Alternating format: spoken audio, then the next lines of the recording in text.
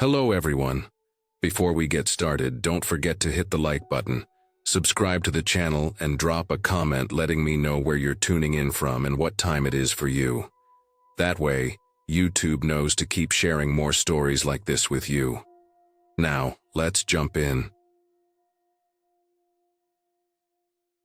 I work as a CSI for the police department.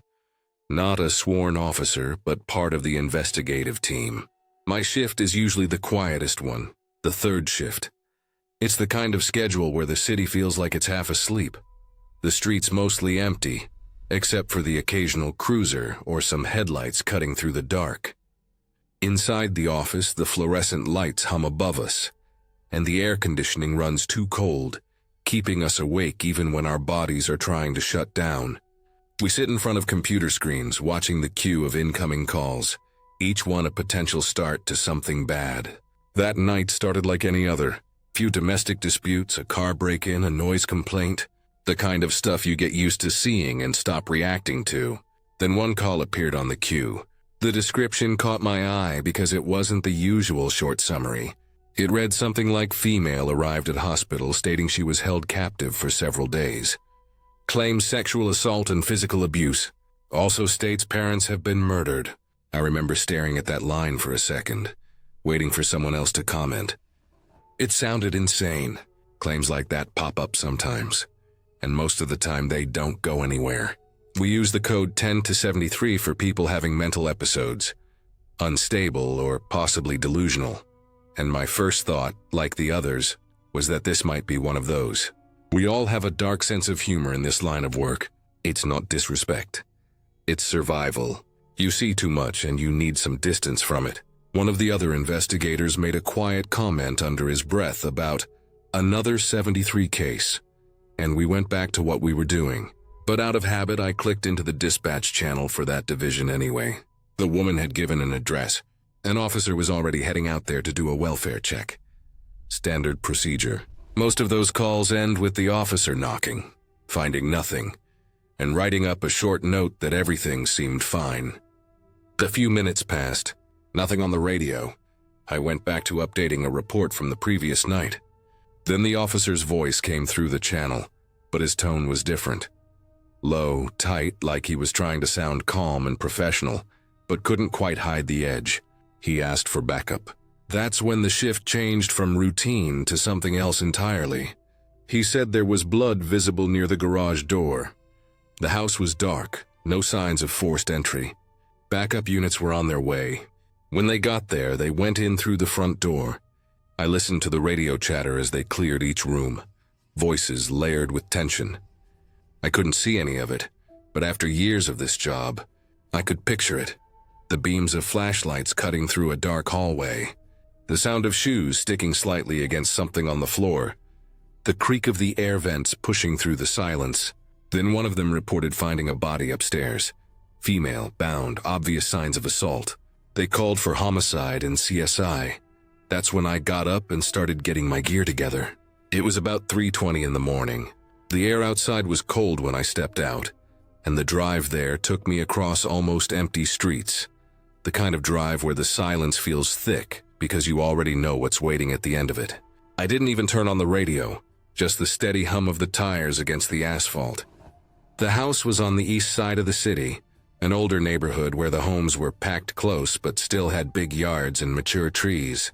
When I pulled up, the place was already surrounded by police tape, red and blue lights bouncing off every surface, making the shadows shift. Officers were standing in small clusters, talking quietly.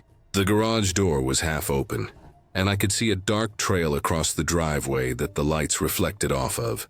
The smell hit before I even got out of the car, coppery and heavy, the kind that sinks into your clothes.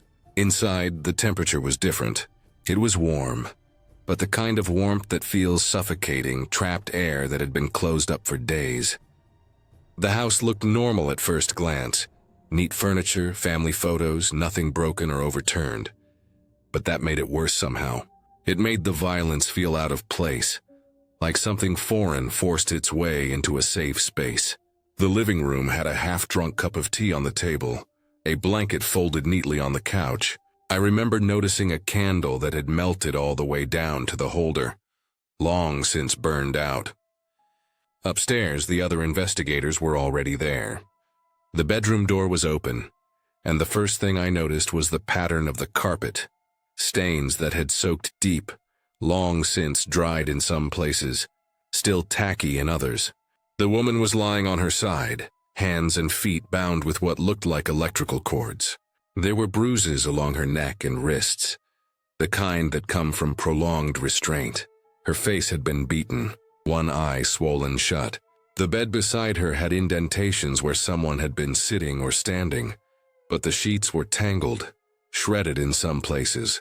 On the wall, there were faint smudges of something dark, almost like someone had been dragged or pushed up against it.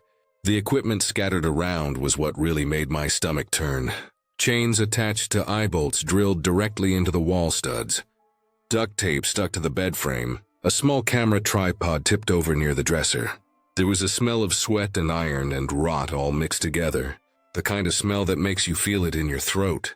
Downstairs in the garage, they'd found more blood.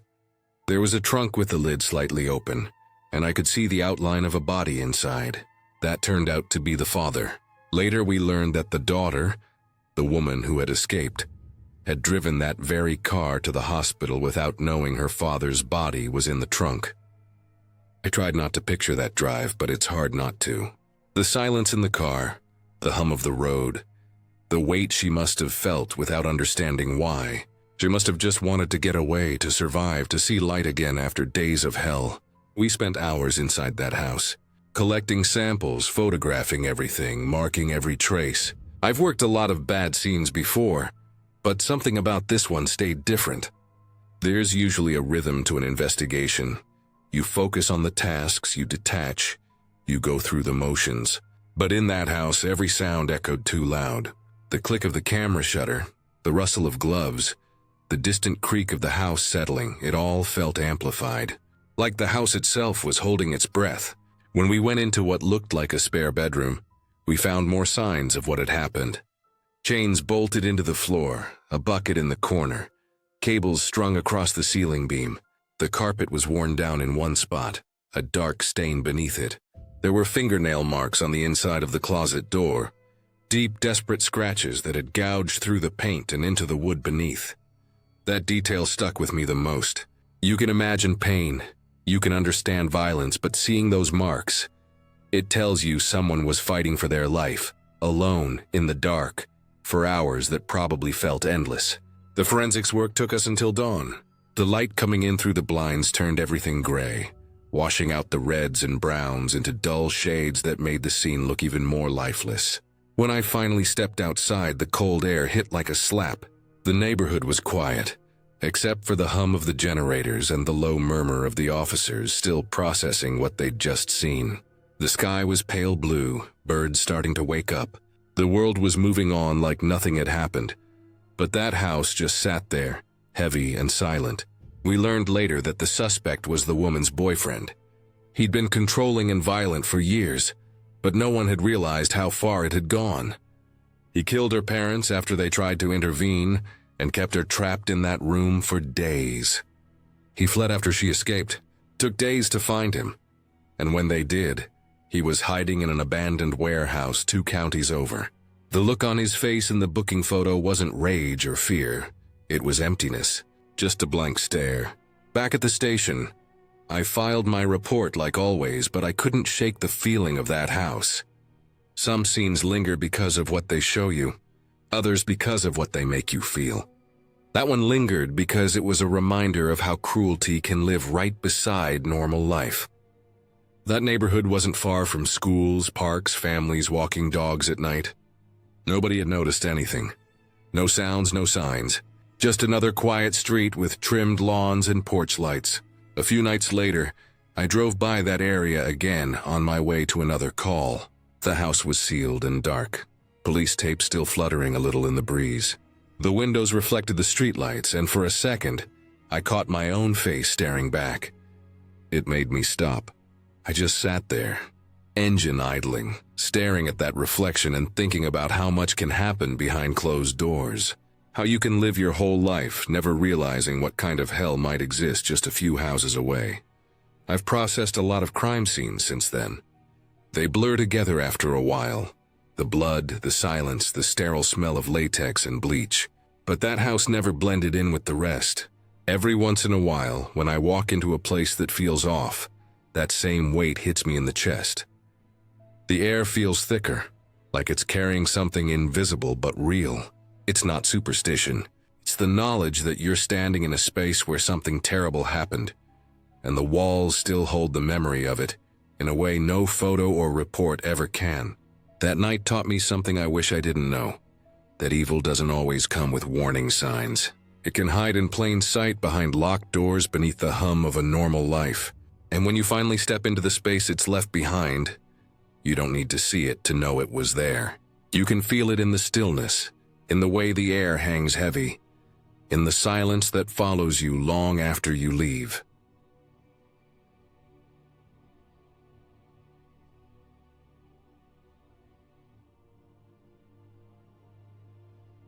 My dad was a police officer for over 20 years. He retired before I was old enough to really understand what that meant. But growing up, I always knew his job had left him with certain habits. He would double-check every lock in the house before bed, pause before walking into dark rooms, and sometimes stare out the window for long stretches without saying a word. It wasn't until I got older that he started sharing some of his stories, usually when the two of us were sitting outside late at night, and he was in one of his reflective moods. Most of them were routine calls, funny incidents, or moments that showed the strange side of human nature. But there was one story that stood out, and even now, when I think about it, I can feel the same uneasy chill that I saw in his eyes when he told it. It was years before I was born. He was still fairly young on the force, maybe in his early 30s, working night shifts in a rural county surrounded by dense woods, narrow roads, and properties so spread apart that you could drive a mile or more between mailboxes. He said that part of the county always made him uneasy. It wasn't the people. They were quiet, hardworking, and mostly kept to themselves. It was the land itself. At night, everything seemed swallowed by the dark. You could stand outside your patrol car with the engine off and feel as if you were the only person alive in the world. It was around 1 a.m. when the call came in. A woman had phoned dispatch saying she thought someone was walking around her property. She mentioned hearing footsteps near her porch and seeing movement outside her window. My dad said calls like that weren't unusual, especially in rural areas where it could just be a wandering animal or someone lost on the back roads. Still, he had to check it out. He remembered the address clearly. It was one of those old, isolated houses built decades before the area even had paved roads. The property sat down a long dirt driveway, lined with trees so thick they practically formed a tunnel. He had only been there once before, responding to a noise complaint years earlier, but he recalled how strange the house had looked. 3 stories tall, but narrow and uneven, as if parts of it had been added on over time without any real plan. What stood out the most, though, were the windows. Dozens of them. Far more than any house that size needed. Some were mismatched in shape and size. Others were cracked or clouded with grime, and they covered nearly every side of the building. He remembered wondering how anyone could afford to replace that many windows if they broke. When he turned off the main road and started down that driveway, the beams from his headlights barely cut through the darkness. The forest around him was silent except for the crunch of gravel under the tires. He slowed the car as he approached the clearing where the house stood. There were no lights on inside, no vehicles outside, and not even a porch light. He radioed dispatch to say he'd arrived and stepped out of his car. The first thing he noticed was how cold and still the air felt. It wasn't windy, but the kind of stillness that made every sound echo. He shined his flashlight toward the house, sweeping the beam across the overgrown yard and up the weathered siding. Paint was peeling off in long strips, and vines had crept their way up to the second story. The windows stared back at him, blank and reflecting his light-like eyes. He walked slowly toward the front of the house, careful where he stepped. As he got closer, he called out to announce his presence. He didn't expect anyone to respond. Most of the time, people either stayed inside until they saw the lights or peeked out from behind curtains, but he said the silence that followed felt heavy, as if the night itself was holding its breath. He stopped about 20 feet from the porch, scanning the windows with his flashlight. That's when it happened. A loud, deep voice came out of the darkness, sharp and commanding, echoing off the trees. "Take one more step and I'll blow your head off." My dad froze. He said it was the kind of voice that didn't sound uncertain or panicked. It was calm, controlled, and full of conviction. He immediately moved the flashlight toward where he thought the voice had come from, but the beam only caught the glare of the windows. They threw the light back at him, making it impossible to see what was inside. The reflection of his own light left his eyes momentarily blind. Then another voice came, this one higher and rougher from a different direction. "Put your hands up and your light down." He said it was instinct that made him follow the command. He didn't know if they were armed or how many people were inside, but every sound carried the kind of weight that told him this was real. As he raised his hands, he used his thumb to press the emergency button on his radio, sending an alert back to dispatch that something was seriously wrong. For the next several minutes, he stood there in the beam of his own headlights, hands raised, heart pounding. He could feel his pulse in his neck, every muscle in his body tensed. He couldn't see movement inside the house, but he could feel eyes on him. The flashlight was still aimed toward the windows, its glare bouncing back and making it impossible to see past the glass. He didn't dare move. The woods were silent again, except for the faint buzz of insects and the hum of his car engine idling in the background. The seconds stretched on endlessly. He said it was the longest 10 minutes of his life, waiting for backup, every nerve in his body screaming to do something. Take cover, run back to the car, draw his weapon. But he knew any sudden motion might set off whoever was watching him. Finally, he heard the distant rumble of engines and saw faint flashes of red and blue through the trees. Within a minute, several patrol cars pulled up, surrounding the property. Officers moved quickly and quietly, spreading out to cover every angle. They took positions behind their vehicles and shouted warnings toward the house, demanding anyone inside to come out. There was no response. When backup approached him, they could see the tension in his face but didn't question it. They all expected a standoff or something violent. My dad stayed where he was, hands still raised, explaining in short bursts what had happened. Once they had everyone in position, a few officers moved to the front door while others circled the house. He said they banged on the door several times before trying the handle, but it didn't budge, locked tight. The same went for the back and side doors. They tried looking through the windows, but the glare from their flashlights bounced right back at them, just like it had with him. The glass looked dirty from years of neglect, but still reflected light like mirrors. After a while, one of the senior officers authorized them to force entry. The sound of the door splintering open broke the stillness. They swept through the first floor, clearing room after room, their flashlights cutting through layers of dust and cobwebs. The place was empty. Furniture was still there. Old chairs, a sofa, a table covered in dust, but nothing that showed recent use. No footprints in the dirt on the floor. No signs of food or personal belongings. They checked the second and third floors the same way. All the windows were locked from the inside. The rooms were empty except for some old furniture and boxes. My dad said one of the bedrooms still had a mattress with no sheets and a cracked mirror leaning against the wall. But otherwise, it looked like nobody had lived there for years.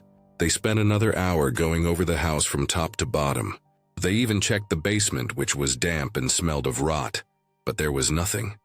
No one hiding, no sign that anyone had broken in or left recently. The only footprints they found were their own. When they finally regrouped outside, the mood was uneasy. No one could figure out where the voices had come from. My dad told them exactly what he'd heard and how close it had sounded, how certain he was that someone had been watching him through those windows. But the evidence didn't match. Every entrance was locked, every window latched, no lights or signs of people. They searched the property, combing the nearby woods, checking for tire tracks or footprints, but the ground was too hard and dry to hold any marks. There was nothing to suggest that anyone had even been there. Eventually, they wrapped up the call. There was nothing else to report. My dad stayed behind for a few minutes after the others left, standing by his car and staring at that house. He said it didn't make sense. The fear he'd felt standing there wasn't imagined. It was real, raw, and physical. Someone had been there. He could still hear the exact tone of that first voice in his head. The depth of it. The absolute certainty behind the threat. It wasn't the kind of thing you could mistake. He never forgot how those windows had looked. Hundreds of cold, empty panes reflecting his own light back at him. Years later, when he'd drive that same stretch of road on patrol, he'd slow down when he passed the turnoff, just out of habit. He said he never went back up that driveway again. But every time he passed it, he'd get the same tight feeling in his chest. Eventually, the property was sold to someone who planned to tear the house down. But before that could happen, a fire broke out and burned most of it to the ground.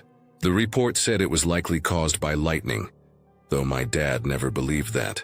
He thought maybe someone had gone up there to get rid of it for good. Someone who'd seen or heard the same thing he had. He told me he didn't believe in ghosts, and I don't either. But when he got to that part of the story, he'd always go quiet for a long time before speaking again. He said the strangest part wasn't that the house was empty, or that nobody could explain the voices. It was the feeling that whoever had spoken to him that night had meant every word. Even now, decades later, I sometimes picture him standing in that clearing, his flashlight pointed at those endless windows, the reflection blinding him, the weight of unseen eyes fixed on him from the dark. And the scariest part isn't that he didn't find anyone. It's that for 10 long minutes he was certain someone was right there, watching, waiting, and ready to pull the trigger.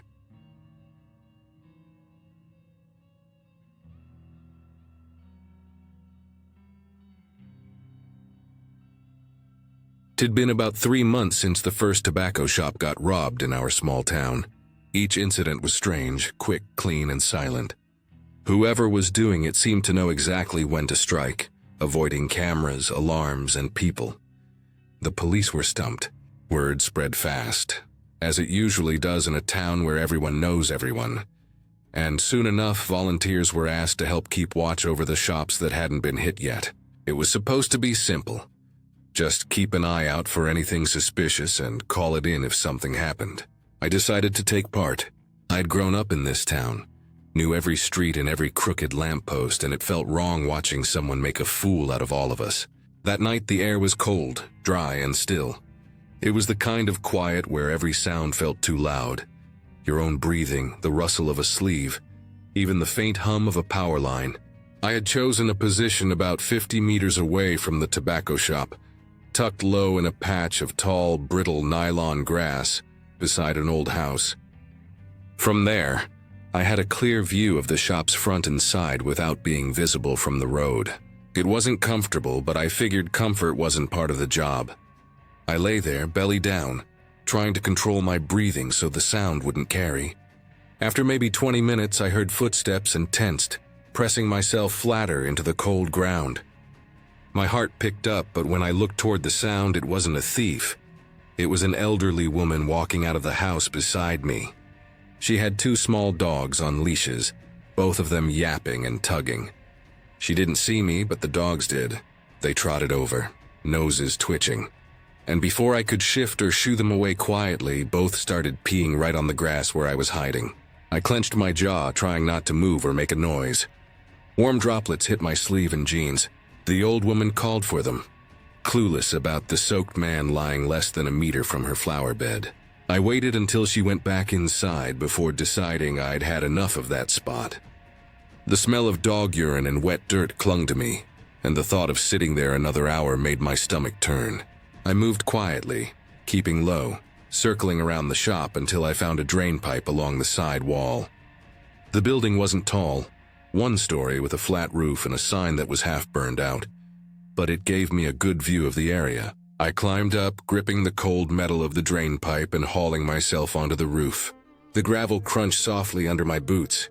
I lay flat again, this time on the roof's edge, where I could see the front door and part of the alley behind it.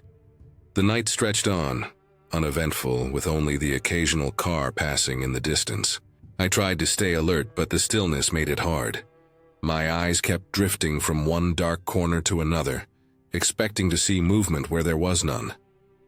Then, after what felt like an hour but was probably only 20 minutes, I heard a sharp crack below me. It wasn't loud, but it was enough to make my whole body tighten. I looked over the edge and saw a shattered piece of glass near the front window of the shop. My first thought was that someone had thrown something, maybe a rock or bottle, but there was nobody there. The street was empty. I waited, barely breathing, staring down for several minutes. Nothing moved. I thought maybe it was just the cold making the glass brittle. Still, it left me uneasy. I stayed still, keeping my eyes open and ears sharp. Half an hour later, movement caught my attention. From the edge of the small park across the street, a man slowly stepped out from behind a row of bushes. He was short and wiry, wearing a dark jacket that hung loose on him. Even from up there, I could see his cautious movements. He paused, scanning the area like he was expecting someone to be watching. His face was tense, pale under the streetlight. He took slow steps toward the shop, stopping once or twice to look around again. My pulse quickened. This was it. I stayed low, watching every move. He reached the broken window, glanced left and right one last time, then ducked inside. I could hear faint rustling from below, the sound of objects being moved and packaging crinkling.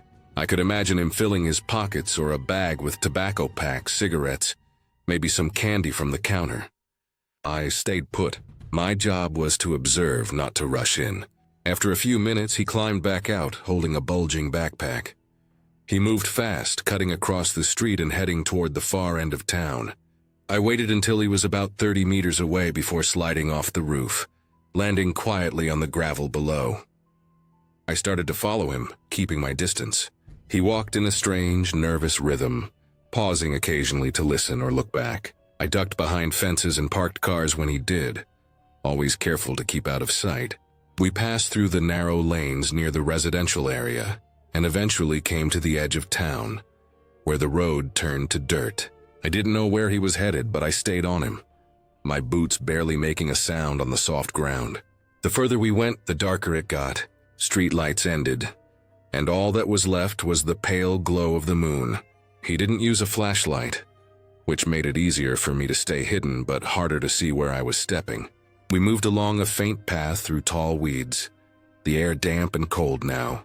Crickets chirped from somewhere unseen, and every so often I'd hear the snap of a twig underfoot. The man seemed sure of where he was going. I started to realize where the path might lead, the old graveyard on the edge of town. I hadn't been there in years, not since my uncle's funeral. It was a place people avoided unless they had a reason to go. The ground was uneven, the fences half fallen, and most of the graves were so old their names had faded from the stones. By the time we reached the gate, my nerves were running thin. The man slipped inside through a gap in the fence. I stopped outside for a moment, the rust smell of old metal and damp soil heavy in the air. There was something unsettling about following someone into a graveyard in the middle of the night, especially after watching them rob a shop. But I couldn't turn back. I followed. The ground was soft under my feet, covered with dead leaves. The moonlight cast long shadows between the gravestones, some of which leaned crooked, others covered in moss. The man moved carefully, stepping over roots and mounds until he reached one of the larger tombs at the back. It was made of stone, with a slab door that looked too heavy for one person to move easily. But he pushed at it, grunting softly, and it shifted open enough for him to slip inside. I crouched behind a tree watching.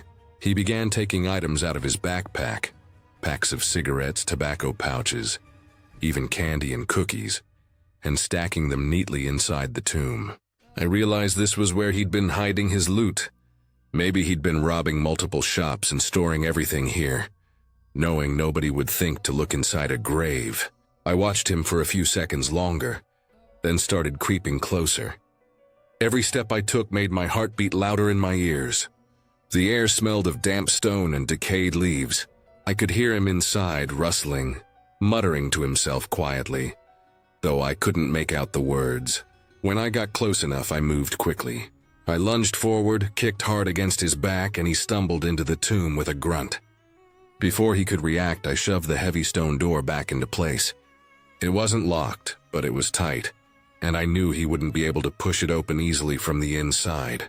My hands shook from the rush of adrenaline. I stepped back, took a breath, and pulled out my small radio to call it in. It didn't take long for the inspector to arrive with 2 officers. The sound of tires crunching on gravel broke the stillness, and their flashlights cut through the dark. I led them to the tomb, explaining what happened. The inspector looked at me for a long moment, then sighed before signaling the others to help him open it. Together they slid the heavy stone aside.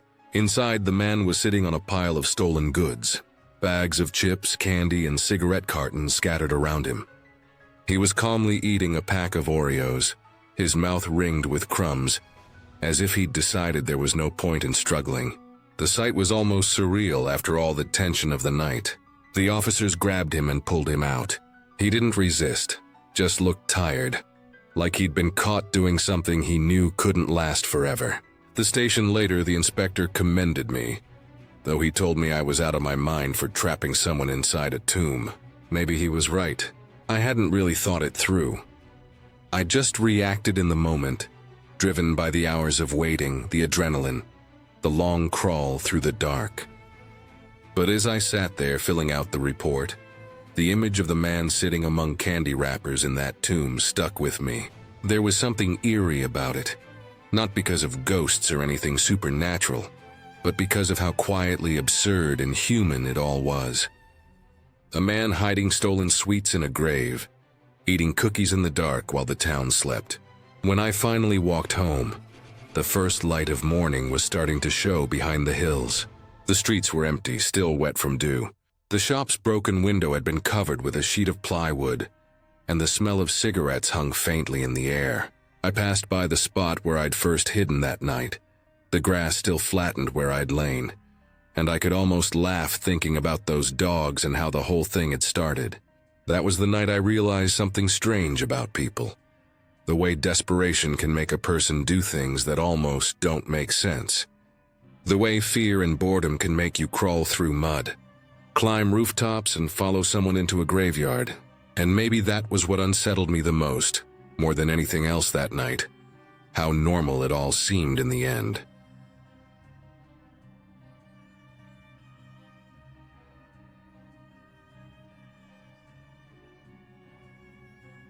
I've seen a lot of things in my time on the SWAT team. Things that most people only hear about on the news and forget the next day. Blood, screams, wreckage. You start to think you're numb to it all after a while.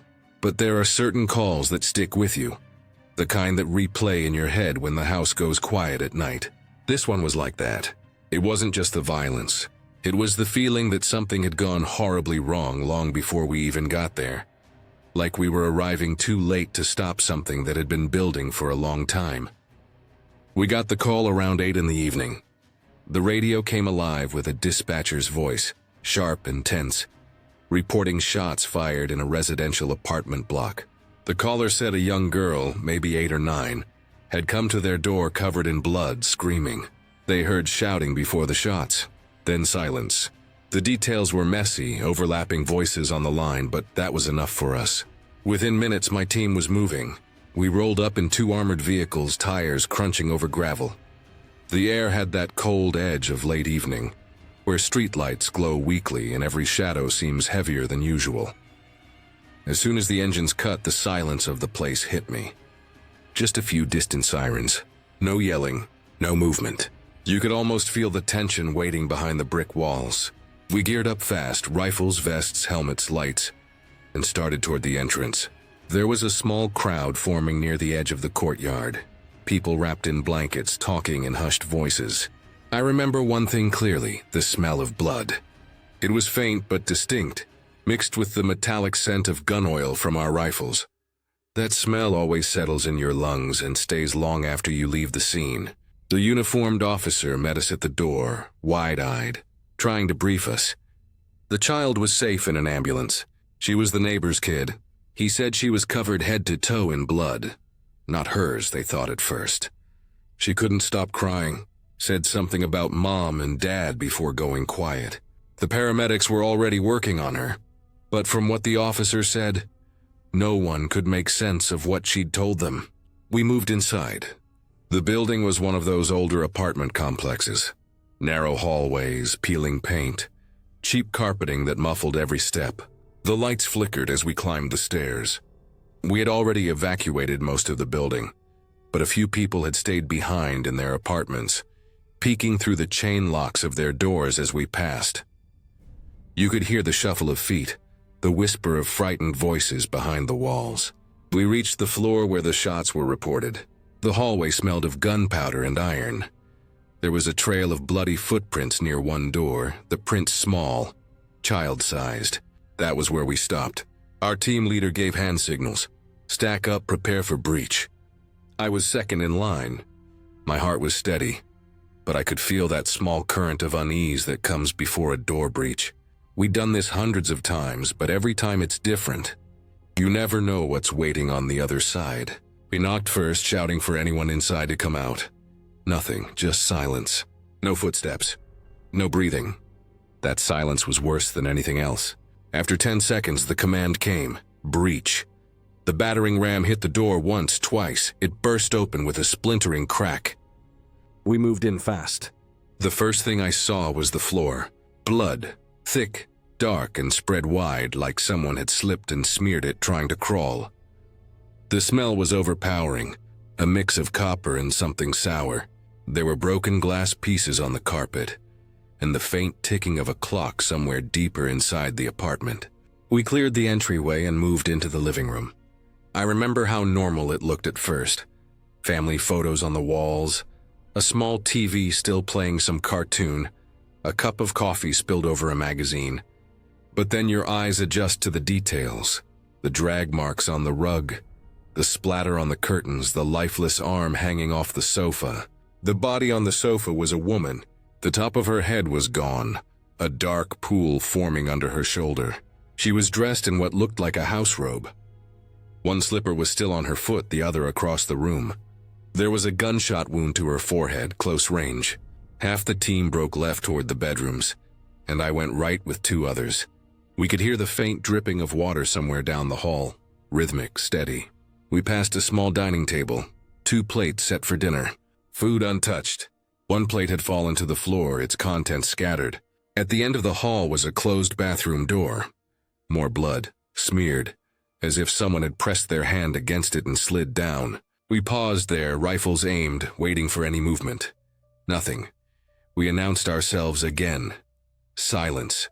The door creaked when I pushed it open. The bathroom light was on, flickering weakly. Steam clung to the mirror as if someone had just taken a shower. And there, in the tub, sat the father, gun in hand, head tilted forward, the wall behind him painted red. He'd done it cleanly, barrel in the mouth, one pull. The smell of burnt powder hung in the air. The water was still running from the shower head, mixing with the blood and swirling down the drain in thin pink ribbons. We cleared the rest of the rooms, but there was no one else alive inside. Then we reached the child's bedroom. That room stopped me more than the others. The walls were painted a pale blue, with small stickers of stars and clouds near the ceiling. Toys were scattered on the floor. A small bed pushed against the wall had blood all over the blanket. Not just drops, soaked through. There was a pillow on the floor with a hole torn through the middle. We found the bullet lodged in the wall. That's when we realized what had happened. Later, when forensics came through and the coroner did their job, the story came together. The parents had been fighting, probably not for the first time. The neighbors had reported loud arguments before, but no one thought it was serious. That night it escalated. The father grabbed his gun, shot his wife once in the head, clean and quick. The daughter must have been nearby, maybe in the hallway. He turned on her next. He aimed at her head, probably at close range. But the bullet didn't go through the skull. It fractured, skimmed, left her bleeding but alive. She went down, covered in her mother's blood and her own.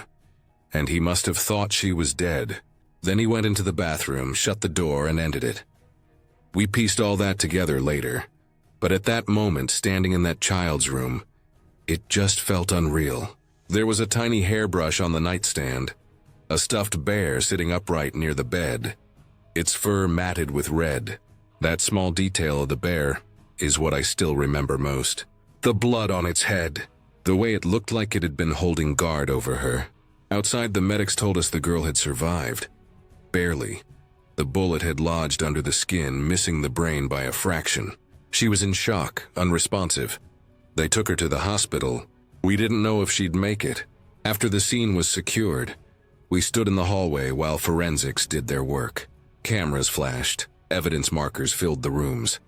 The once quiet apartment block now buzzed with voices. Detectives, EMTs, medical examiners. I leaned against the wall, feeling the weight of my vest pressing into my shoulders. My gloves were sticky with dried blood from the doorframe. Someone handed me a bottle of water, but I couldn't drink it. My throat felt locked up. You tell yourself that you're trained for this, that you're ready for whatever waits on the other side of a door. But there's no training for the look of a family's life torn apart like that. The half-eaten dinner. The child's drawing still taped to the fridge. The smell of shampoo from a bathroom where a man just ended his life. Hours passed before we cleared out. The apartment was sealed off, lights flashing outside as the news vans started to gather. We packed up, loaded our gear, and drove back in silence. The hum of the engine was the only sound. At the station, we did our reports, detailed every step. Time of breach, position, what was found, who moved where. It's routine, but writing it down doesn't make it easier. I remember pausing halfway through the report, staring at the photo of the little girl that one of the officers had taken when she was put in the ambulance. Her eyes were half open, glazed over, her hair plastered to her face. They said she woke up a few days later. She couldn't talk for a long time, but eventually she started writing things down. The first thing she wrote was her mother's name. The father had no record, no history of violence, no warning signs that anyone had noticed. Just a quiet, ordinary man who snapped one night. Every time I think back to that scene, it's not the gunfire or the blood that gets me. It's the silence, the quiet after it all. That apartment felt like it was still waiting for someone to come home. The TV still playing, the clock still ticking, the half-eaten food still on the table. We cleared that place, but I never really left it. Even now, years later, I can still smell that mix of blood and warm air. Still see that small blue room with the stuffed bear. I've been on hundreds of calls since, but nothing has come close to that one. Because that was the night I realized something important. That sometimes the most terrifying thing in the world isn't what's hiding behind the door. It's what people can do to each other when no one's looking. And that's the part that never really goes away.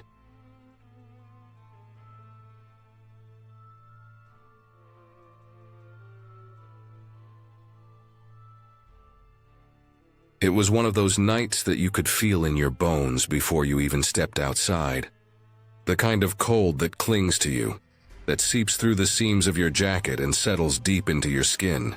The rain had been falling since late afternoon, steady and unrelenting, making the roads shine under the streetlights like sheets of black glass. The sky was low and heavy, a thick lid over the world, and everything smelled like wet concrete and mud. I was on patrol that night, driving through the back roads that wound out past the edge of town. There wasn't much out there except old barns, a few run-down farmhouses, and the long stretches of fields that turned into woods. The bridge was about 15 miles from the nearest sign of life, just a narrow concrete span over a slow river, the kind of place people passed every day and never thought twice about. The call came through around 2 in the morning. Dispatch said someone had reported a body hanging under the bridge. The voice on the radio sounded uncertain, like they weren't even sure they'd heard the caller right. It took me a moment to process it. A body under a bridge, this far out on a night like this. When I pulled up to the bridge, my headlights cut across the slick guardrails and the wet pavement, the rain hissing against the hood of the cruiser. The river below was swollen and dark, moving slow but deep, carrying branches and trash downstream. My partner that night, Harris, arrived just a few minutes after me. We parked on opposite sides of the bridge and got out, our boots splashing in the puddles. The sound of the rain hitting the concrete drowned out everything else. We both stood there for a second, staring into the dark below. The beam from my flashlight sliced through the curtain of rain as I leaned over the railing and scanned under the bridge. That's when I saw it. She was hanging there, maybe 15 feet below the bridge, her body swaying slightly in the wind and rain. The rope was tied around one of the steel support beams, and she had used what looked like a bedsheet twisted together, looped tight around her neck. Her dress was soaked through, clinging to her body, and the water from her hair dripped steadily down into the river. The sight of it was strangely quiet, almost peaceful in a way that didn't fit. We called it in immediately. There wasn't anything else to do but wait for the coroner and the rest of the team. So we stood there, side by side, our flashlights fixed on her, the rain running down our faces and the wind making her body sway like a pendulum. The world around us felt distant, just the sound of water, the hum of the rain, and the faint creak of rope rubbing against metal. It must have been at least 20 minutes before I noticed it.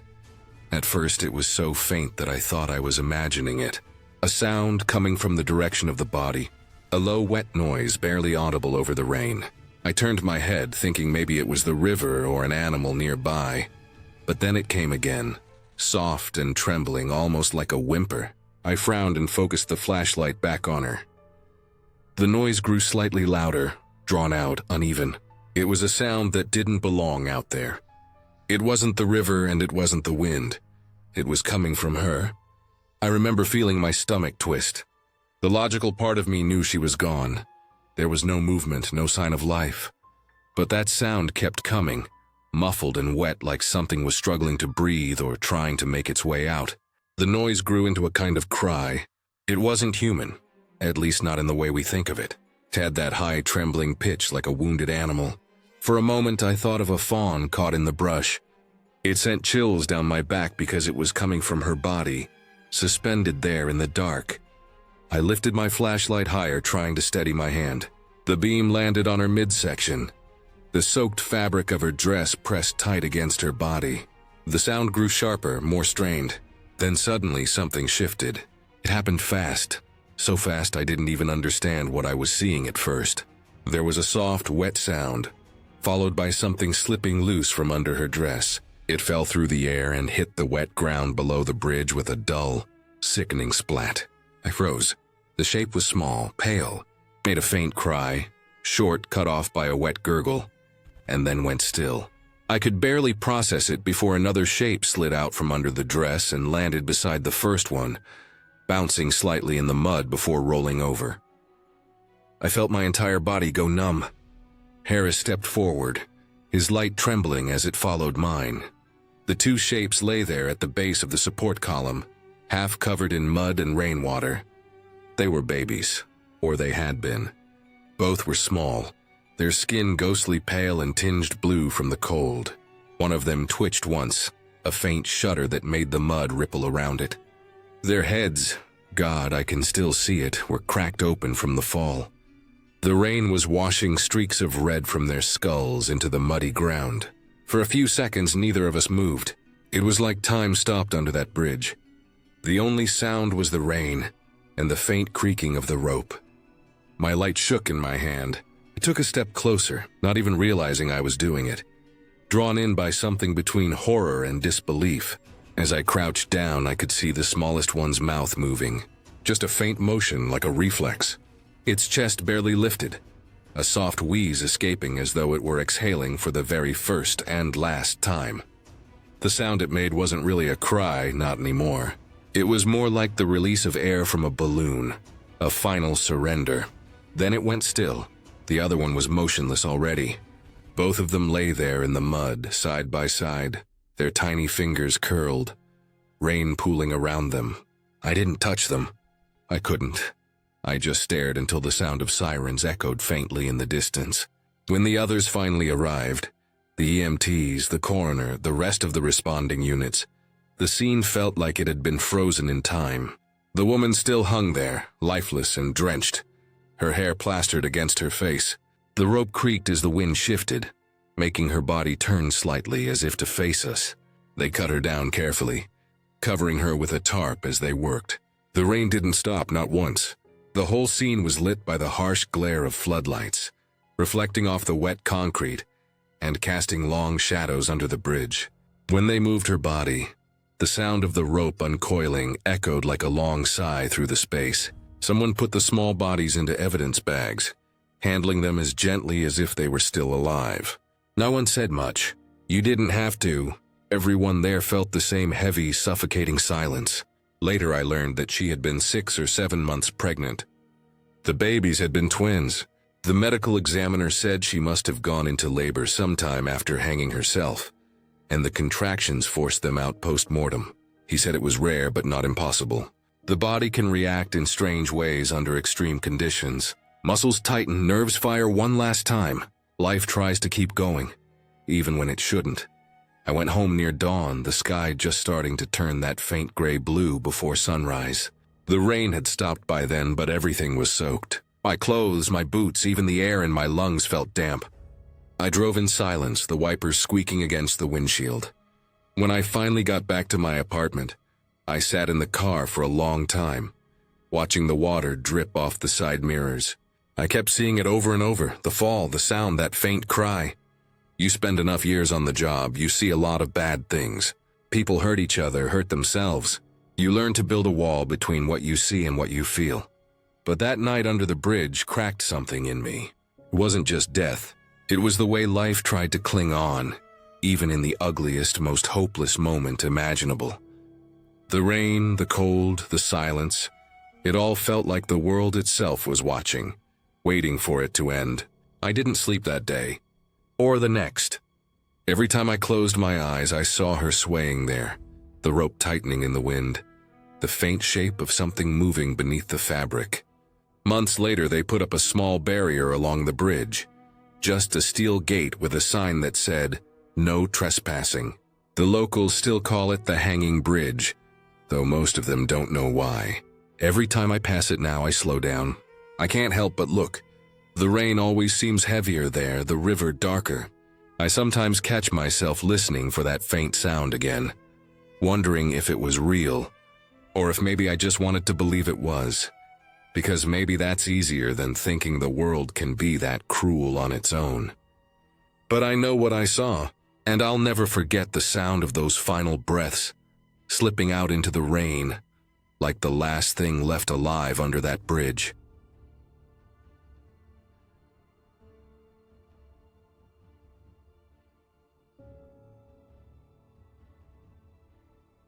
It was Easter morning.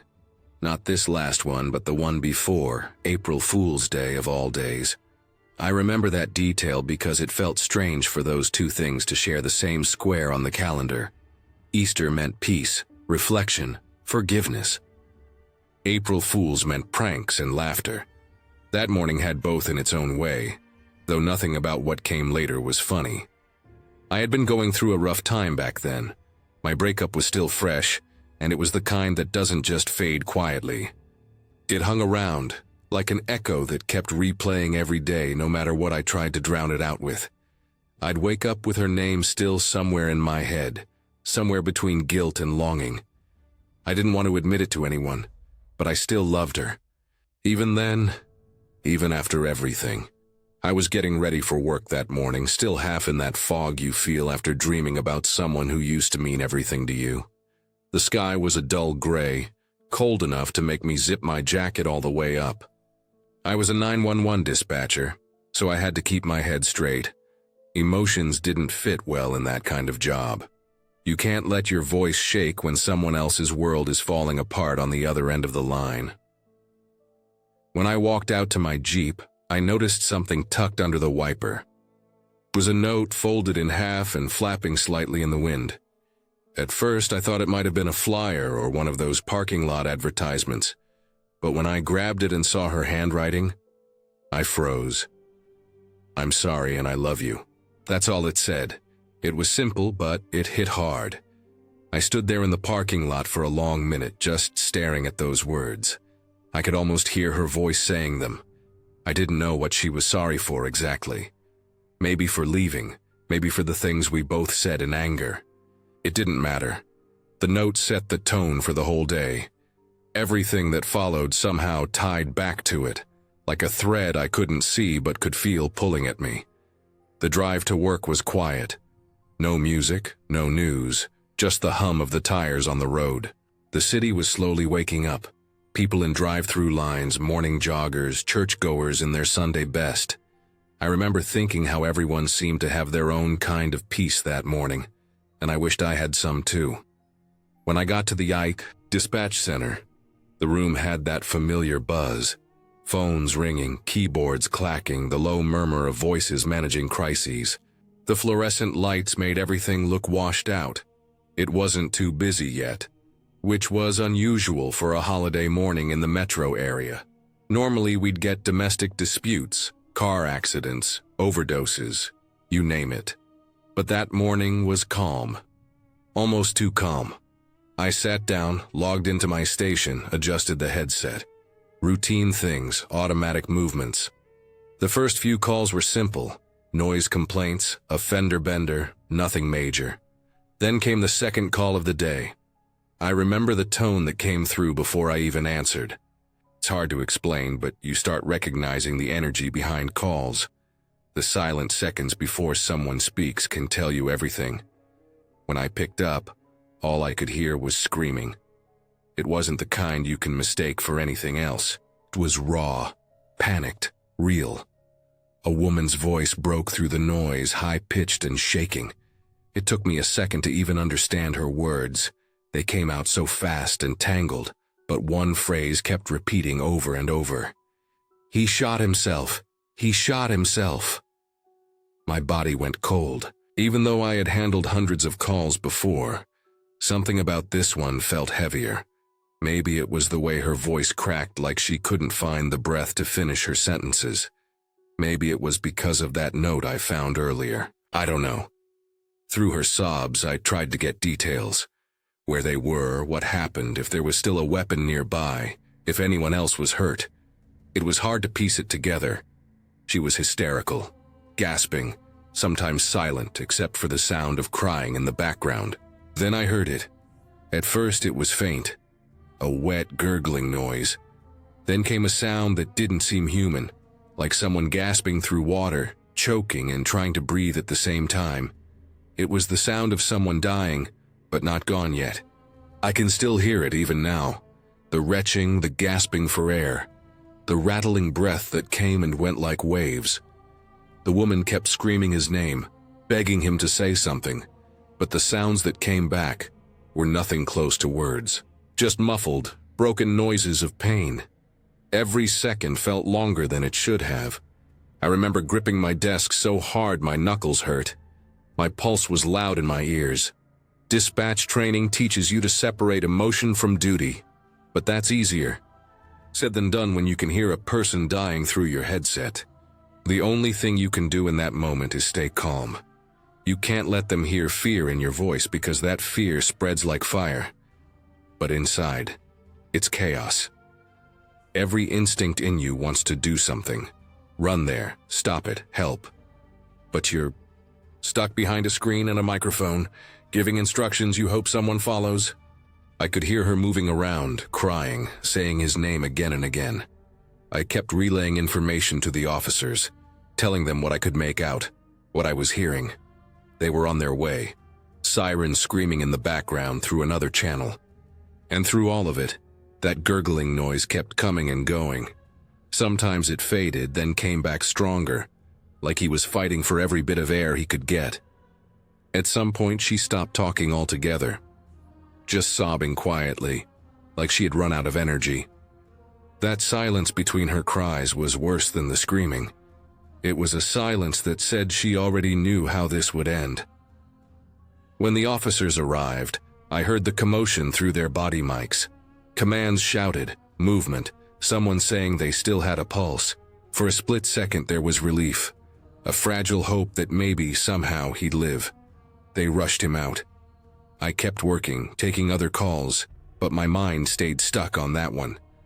I never found out what happened afterward. No one followed up and I didn't ask. You learn not to chase answers in this job. It'll eat you alive if you do. Still, I thought about it more than I should have. For the rest of the shift, every sound felt sharper, louder. The phones ringing, the chatter of co-workers, even the buzz of the overhead lights. It all grated against me. I couldn't stop replaying that sound in my head. That awful noise he made. It was the kind of sound that sticks with you, that your brain replays at the quietest moments. When I finally clocked out, I sat in my car for a long while before starting the engine. The note was still there, folded neatly on the passenger seat. I stared at it again, at those same words.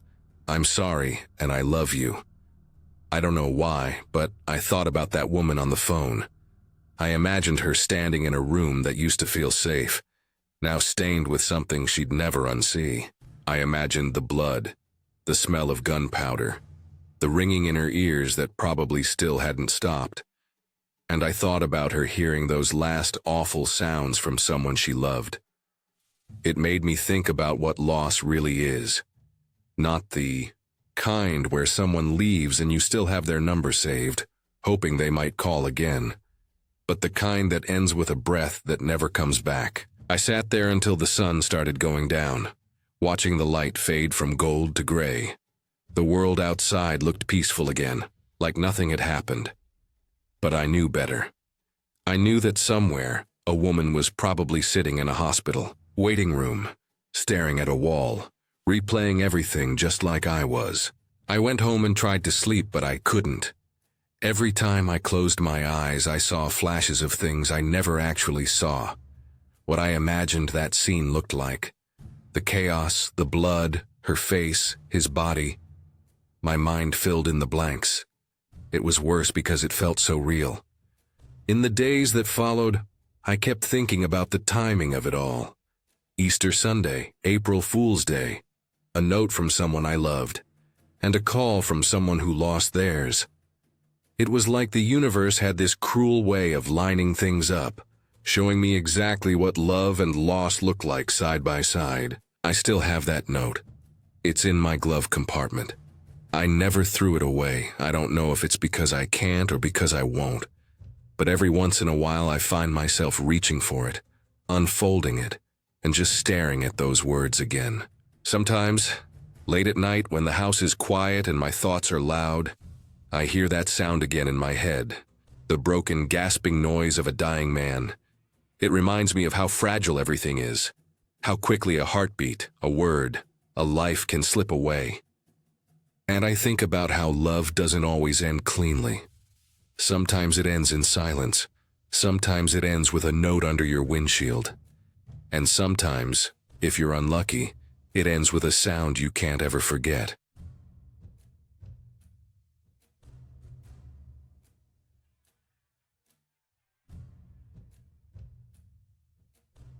I'm not a policeman myself, but this story has stayed with me ever since my father told it to me. He worked as a traffic supervisor for years, handling accident scenes, coordinating cleanup, and making sure the reports were properly documented. It was never an easy job. He saw things that no one should ever see. Crushed metal, twisted bodies, the smell of burnt rubber and gasoline mixed with blood. But there was one case in particular that unsettled him more than any other. It wasn't just the accident itself, but what followed afterward that left him shaken. He told me it happened on a humid afternoon, the kind of day when heat rises off the road in visible waves. The highway was busy, trucks passing in both directions, and the air stank of diesel. A call came through the radio about a major accident just outside the city limits. One truck had lost control and collided with a divider. My dad arrived not long after the first patrol car. By then, traffic had already started to back up, with curious onlookers slowing down to stare. He parked a bit ahead and walked down toward the wreck, the sound of cicadas and distant horns filling the air. The lorry was in bad shape. It had veered off the main road and slammed directly into the divider at full speed. The entire lower half of the truck's cab was crushed inward like a can kicked flat, steel twisted, and glass scattered across the asphalt. The front tires were blown out, and the smell of hot oil hung thick in the air. He could see immediately that the driver didn't make it. The impact was too severe. Even before the rescue team started their work, there was no sign of life. He remembered standing a few feet away, watching as they worked to remove the body. The driver's upper body was slumped forward over the steering wheel, but everything below his chest was jammed under twisted metal. It took almost an hour for the team to cut through the remains of the cab to get him out. When they finally managed, the sight was gruesome. His body had been split, the top half still intact while the bottom half was crushed beyond recognition, stuck deep into the seat and machinery. My father said even the seasoned officers on site went silent for a few moments, just standing there in the heat, trying to steady themselves. Once the body was covered and taken away, the scene was cleared. My father oversaw the paperwork, noted down witness statements, and made sure the debris was moved off the road. It was to him another tragic accident, one of many. But what happened after is what made this story so unsettling. A few days passed. My father went back to his normal duties. The officer who had been assigned to transport the body and handle the paperwork afterward was a man named Rahim, one of his more reliable subordinates. Rahim was quiet, usually efficient, and not easily rattled. He'd seen bad crashes before, so when my dad noticed he had started taking sick leave repeatedly after that particular case, he found it odd. At first, Rahim claimed he had a fever. Then a week later, he was gone again, this time for nearly a week. My father assumed it was exhaustion or stress from work, which wasn't uncommon in their line of duty. But when Rahim returned, he looked different. He was pale, thinner, and there were heavy circles under his eyes. He barely spoke to anyone, and when he did, his voice was tired, his words clipped short. My father didn't push him at first.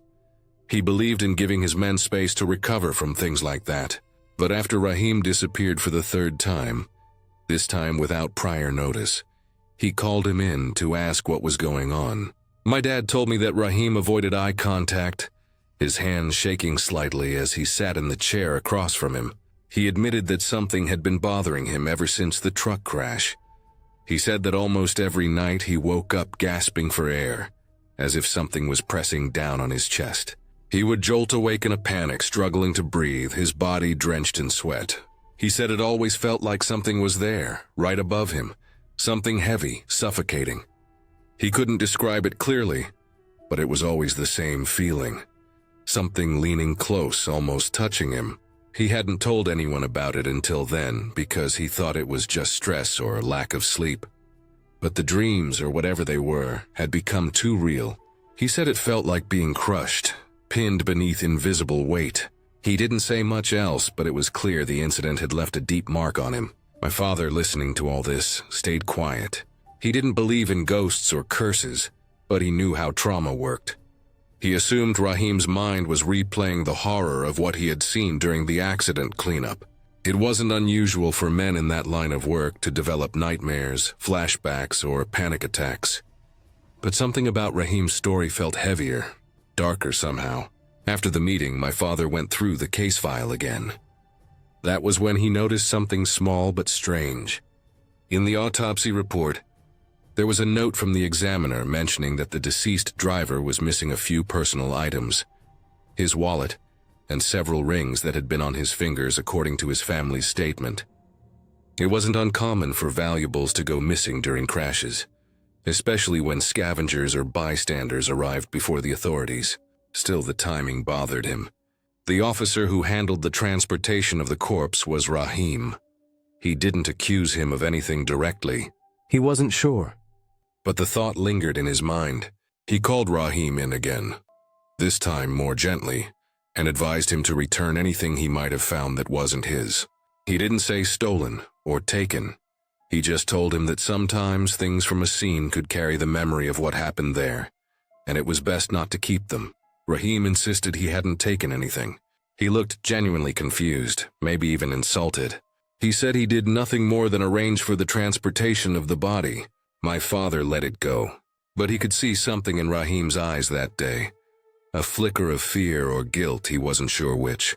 After that conversation, Rahim's condition seemed to worsen. He started coming to work late, often distracted. One time, a colleague found him sitting alone in the storage area behind the office, just staring at the floor, drenched in sweat, even though the air conditioning was running. When asked what was wrong, he didn't answer. He started sleeping at his mother's house, saying he couldn't rest in his own apartment. The neighbors later mentioned strange noises at night, someone gasping for air, furniture being dragged across the floor, and once, what sounded like a man crying. One morning he didn't show up for duty again. This time he sent in a transfer request, asking to be moved back to his hometown. He said he wanted to undergo traditional treatment. He didn't explain what kind, but from what my father knew, his family came from a rural area where they still believed in cleansing rituals for bad luck or spiritual disturbances. My father approved the transfer. He didn't argue or ask more questions. He said it was clear Rahim needed a break from that place. But after he left, no one ever heard from him again. His phone number stopped working, and letters sent to his home went unanswered.